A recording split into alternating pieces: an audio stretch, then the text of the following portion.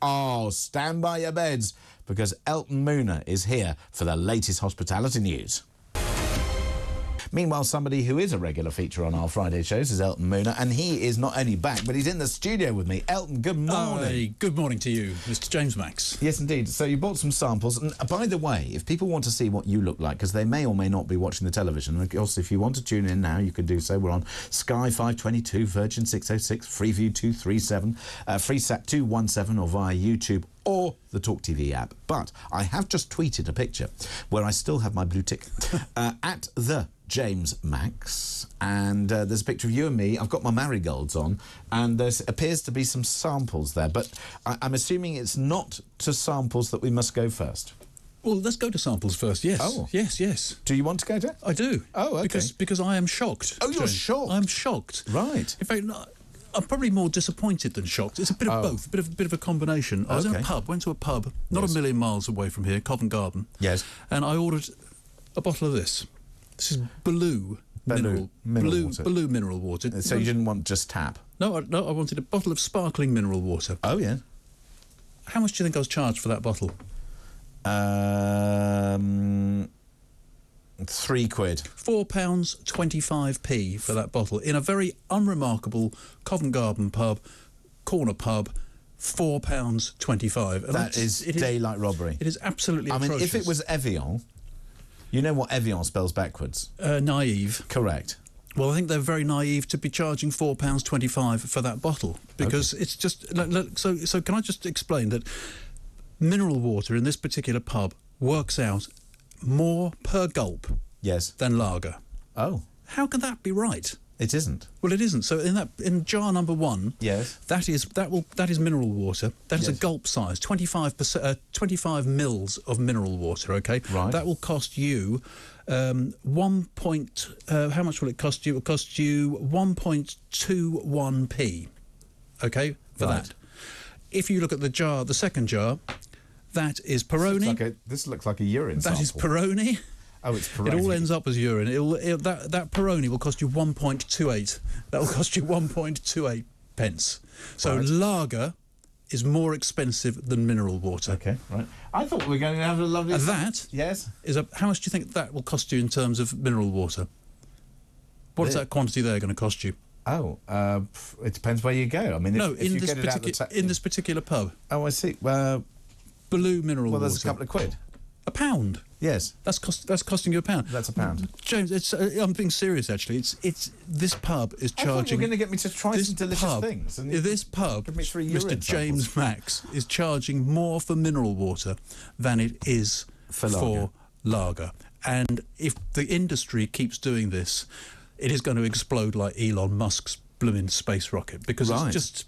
outrageous. Well, do you think so? What do you think? I don't. It's outrageous. You don't seem as outraged as I am. I don't buy water in pubs. That's why. I never have. And people won't buy water in pubs if it's charged £4.25 a bottle. To buy lager, because you'll just have. Well, I mean, go to the pub for a lager, or a gin and tonic, or a Diet Cola. £7.40 for a pint of their most expensive lager in here. £7.40 for a pint. £3.40 at my club. Yeah. Right now, and arguably £3.40 if you go to House of Lords. Right, there's a new Leeds opening for a celebrity chef. Which celebrity? Gino D'Acampo. He spent £2 million refurbishing the recently refurbished Marriott Hotel. Oh, yeah. It's glamorous. It's full of opulence. It's going to have striking statement wallpaper, whitewashed brick wall, all of that kind of stuff. Breakfast, lunch, dinner, 160 restaurant. The drinks menu, getting back to drinks, is curated by Gino's expert sommeliers. And if you wanted a bottle of mineral water, you have Aqua Panna. It will cost you £3.75 for 500 mils. This man knows how to charge for mineral water in a reasonable way in a lovely environment. I always ask for tap. Well, £4.25 a bottle in that pub, it should be. Oh, all right. Meanwhile, Deliveroo, a financial update. Yeah, resilient first quarter. The number of orders that they have are actually down from 40.7 million to 39.6 million. However, it's all about the GTV, which is the gross transactional value. Yes. That rose by 9% from £23.50 on average what people spend to 25.70 pence. So orders were down, value of sales was up. Well, that's inflation for you. Meanwhile, the restaurant, which apparently is so wrong, but also on so many levels. What's this? Well, a group of people went on a study tour of Las Vegas, in hospitality people. I didn't go, I don't know why, but anyway, that's another story. And they came back and they said that one of the things they saw was a thing called the Heart Attack Grill. So I looked up the Heart Attack Grill last night. The Heart Attack Grill on Fremont Street in Las Vegas is a truly unique restaurant where gluttony and obesity range. Where else can you eat a 9,982-calorie burger served by a buxom waitress dressed as a nurse and wash it back with a shot of liquor served in a prescription bottle? Not only that, if you're over 400 pounds, that's 25 stone, you eat for free. People weighing 28.5 stone shouldn't eat for a little while, but certainly shouldn't eat for free. No, they certainly shouldn't. That's not good, is it? No, it's not good. Meanwhile, we'll do the innovations, and we might have to save the Barnaby and Stanley game until after the break. Oh, I yes. I know, because I think David Bracken, who's coming on to review the newspapers, we could surprise him with that treat. I think he'll like that. Yeah, I think not a lot. Anyway, let's talk about something new from Jim Beam. Something new from Jim Beam. Yes. Where's my piece of paper from Jim Beam? I want to tell you now, somebody called Lily Wiggins wrote to me about Jim Beam. What a wonderful name. And she told me all about the new... It's the #1 selling bourbon in the world, Jim Beam. I don't really like bourbon. No, but it's not all about Mr. James Max. Other people love it. It's a mix of orange, vanilla, Jim Beam, Kentucky straight bourbon whiskey. Serve it as a Sicilian squeeze. Add Jim Beam. I can think of something very simple to do with that. Don't upset Lily Wiggins. Don't upset Lily Wiggins. Oh, Lily, send some in for us to try and see if you can change my mind. Right. A marmalade sandwich flavoured gin. Yes. Really? Yeah, Edinburgh Gin. They've got a small batch experimental series, and they've made a marmalade sandwich gin for 42.6% ABV. Yes. It's a nod to the distiller's nostalgic memories of marmalade, botanicals and natural flavours, including orange peel, malted barley and butter. It's a bit of fun. I think Fortnum's do a marmalade gin, which is quite interesting. I'm not sure I agree with it, but there we go. Meanwhile, this sounds revolting. A dry roasted peanut flavoured beer? Yes, craft brewer Northern Monk. They're a Leeds-based brewer. They launched 3 beers as an April Fool's. They just did the images as an April Fool's. We haven't got time, but I'm going to tell you that the beers are scampi and lemon flavour, pork scratching best bitter, dry roasted stout. It was originally announced as April Fool's. They made them and they're actually on sale now. They all sound revolting, but I look forward to a lovely tasting. Right, meanwhile, Elton, you stay here because we're going to have the Barnaby and Stanley game, which is, by the way, if you're watching or listening, the worst ever feature created for radio or TV. We don't do it by halves here. Plus, we review the papers with David Bracken. That's next here on Talk. We have been discussing a whole range of hospitality news, which I'm sure you're very excited about, David. But now we have to turn to the Barnaby and Stanley game, which is officially the worst ever feature created for either radio or TV. Elton, over to you. Good morning. Good morning, David. Good morning, Alan. How are you? Yeah, I'm good. Here we go. I was on the dog and bone to your 2 dogs, Barnaby and Stanley, James. My 2 dogs, they're not David's dogs. Yep. David, do you have dogs? I do not have dogs, no. No, he doesn't have dogs. Planning the show earlier in the week, and when we got onto the subject of the London Marathon. Oh, yeah.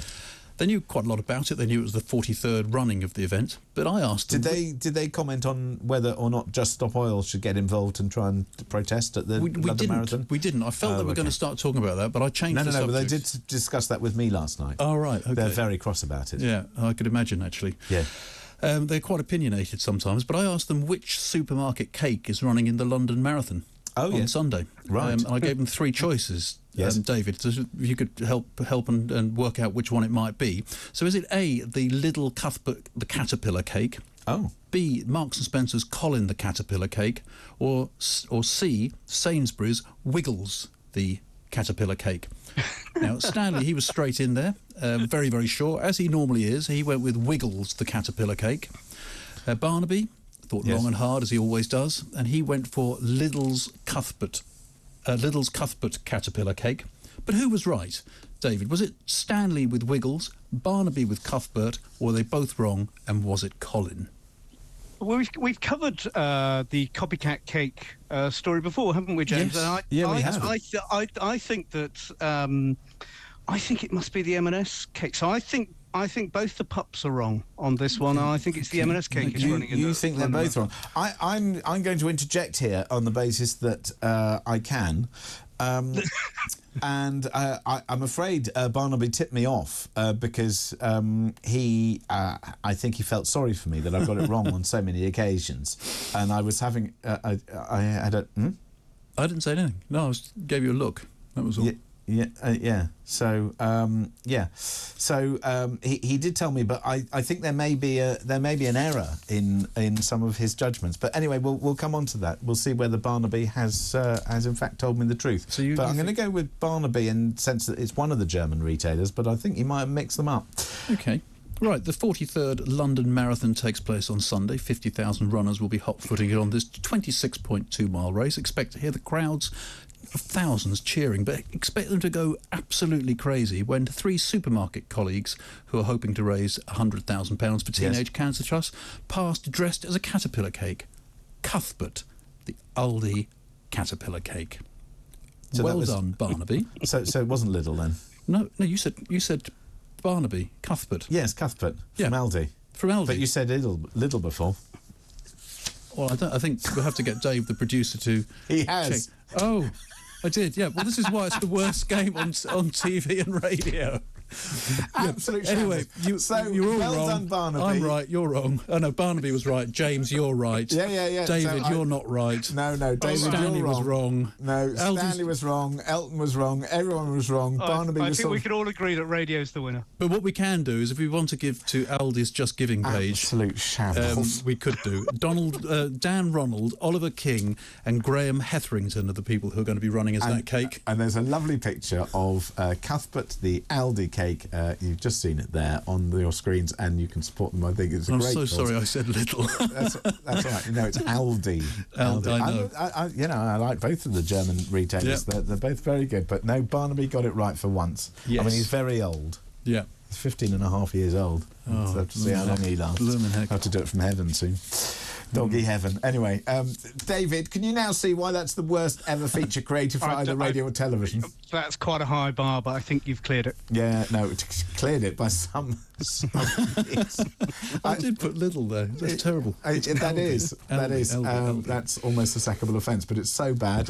We'll have you... Will you come again next week, Elton? I don't know if I can show my face.